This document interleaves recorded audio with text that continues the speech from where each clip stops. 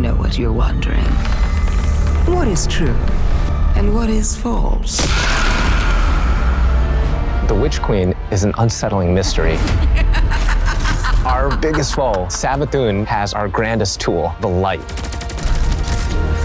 It's paying off narrative threads that we planted way back in Destiny 1. I'm here to protect humanity. How do we stop this? The stakes in the universe are rising, and it's the greatest challenge that we've ever faced. We're shedding that dogma of light equals good, darkness equals bad. We're really entering the mists and trying to discern what's in front of us and what's lurking just underneath the surface. What is your truth now? There are a lot of bombshells in the Witch Queen narrative. And that's just scratching the surface of what we're going to get into this year.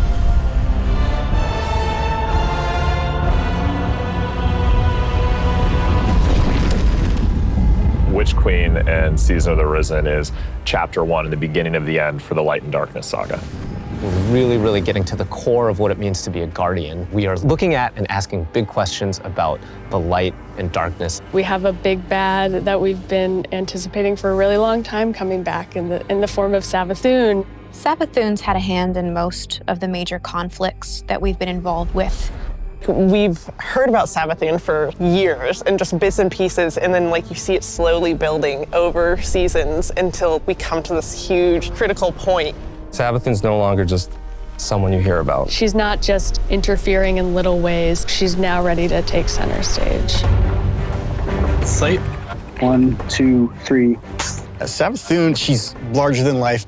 We wanted to make her feel imposing and very regal and dancing through motion in some way. Light offers us a fresh start. She's very manipulative. She is very ethereal, but she also has that creepiness to her as well.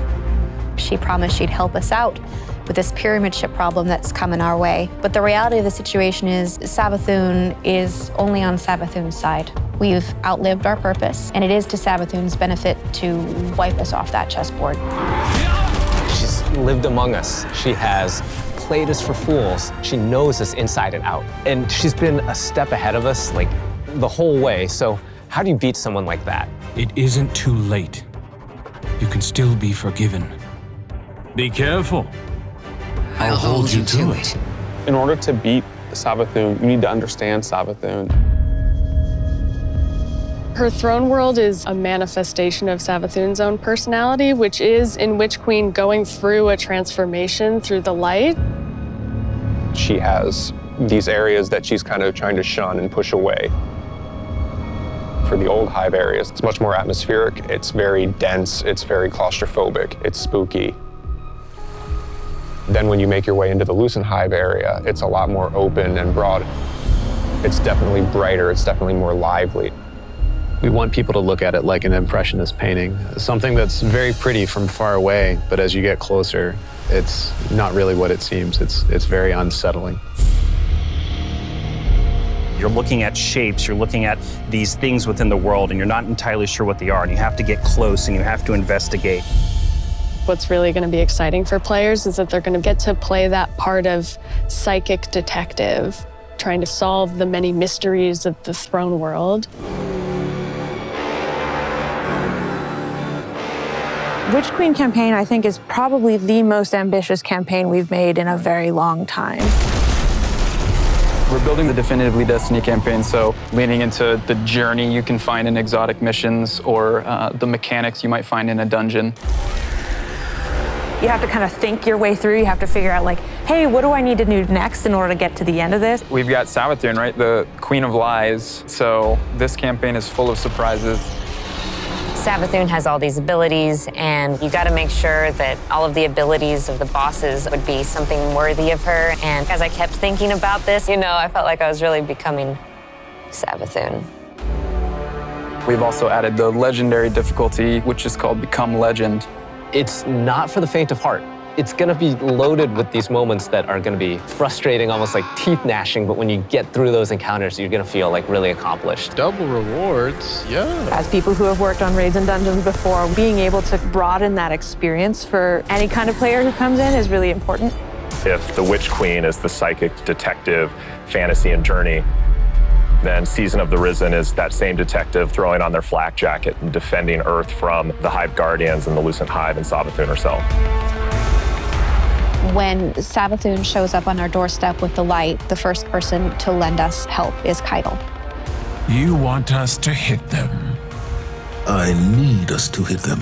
She's got this light suppressing technology that the Cabal were using in Season of the Chosen, and now she's going to help us use that against the Lucent Hive. When you're working with Keitel, she has a different approach. It's not about asking questions, it's about getting in there and extracting. We don't really understand what happened when Savathun actually was able to take the light.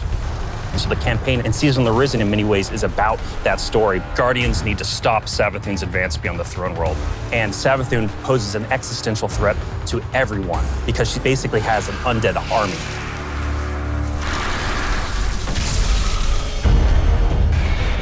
In fighting the Lucent Brood, this isn't our first time in the game fighting other Lightbearers, but it is the first time that we'll be facing other Lightbearers that have much more relentless motives. When you look at these Hive Guardians and when they do their abilities, you immediately make that connection like, oh, they are using my powers against me. As soon as we see the Knight pop its super and it has 2 shields, you immediately are like, oh yeah, I see that connection. And then it's like, and then you're like, it hits you with those things and then you're dead. And it's just an amazing experience. The Guardians themselves kind of feel like a fire team that you're fighting against. You got every class represented. The Acolyte, when that character casts, does very similar thing as the player, like the Arc Wizard. The sparks go out, it's ready to go. If you're not smart about it, if you're not paying attention, you are essentially going to have to play that fight over again. If you're successful in taking down one of these Hive units that are wielding the light, you actually have to go up and kill their ghosts. That was like one of my favorite things that we were able to do in this game, is just that moment where you crush the ghost. It's kind of this moral dilemma. A ghost is your companion, and now suddenly you have one in your hand and you're about to crush it. The first time it happens, you're like looking at your hand like, I can't believe what I've just done. Am I doing this? Should I be doing this? I have a ghost. Yeah, like, exactly. What does this mean? Savathun and her Lucent Brood are the most dangerous enemies we've faced so far. And so we're going to need better, more powerful weapons and tools to fight against that threat. We did a bunch of work early on looking at various different types of weapons we could add to the sandbox. We wanted to introduce a special weapon archetype that was effective more at a middle range, but also had these kind of additional roles associated with it. The Glaive is a projectile weapon, and it is a shield, and it's a melee weapon. We wanted to keep that experience in first person. It has an immediacy that you don't really get when you're using a sword because the camera is so much further back. Because this is also a projectile weapon with a slower moving projectile, the onus of skill on aiming these weapons is about leading and compensating for the speed of the projectile and anticipating that.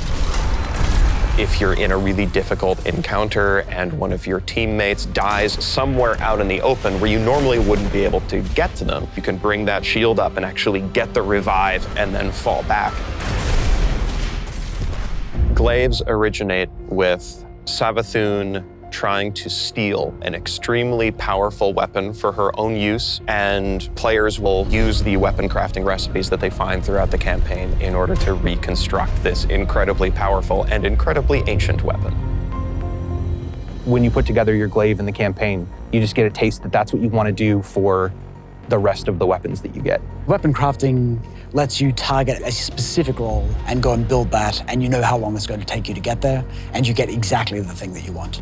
I really want to see what people do with it and like the feedback that we're going to get and people sharing all of the things that they're doing with that new system. You're creating your Guardian and you want to be able to shape your Guardian into what you want them to be.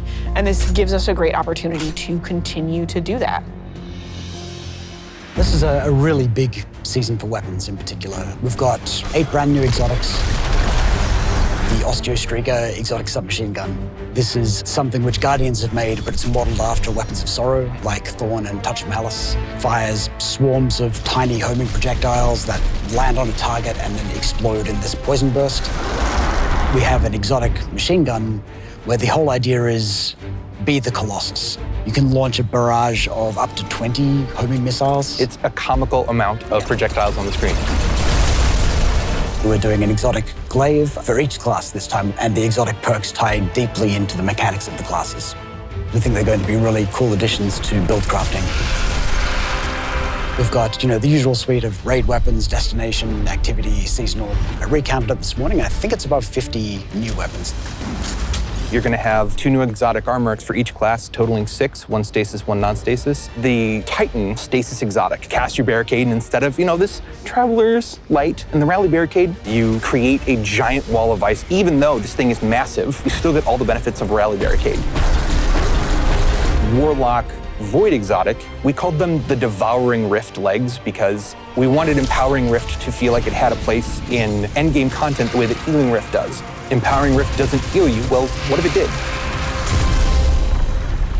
In Season 16, you're going to see a massive revamp to the Void subclass system across all 3 classes. This is a huge update and will allow players to build craft in ways that they've never done before.